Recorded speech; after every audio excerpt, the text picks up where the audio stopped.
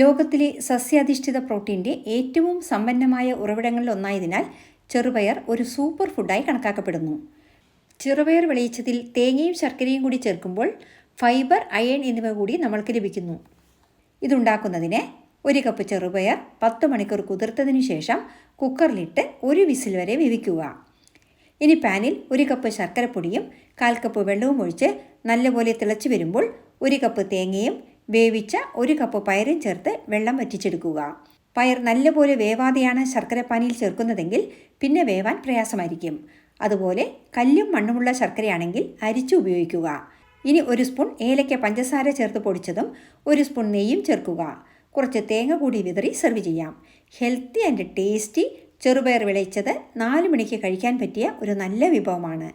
ഈ simple recipe ഇഷ്ടമായാൽ like ചെയ്യാനും ഷെയർ ചെയ്യാനും മറക്കരുതേ. Thanks for watching and supporting.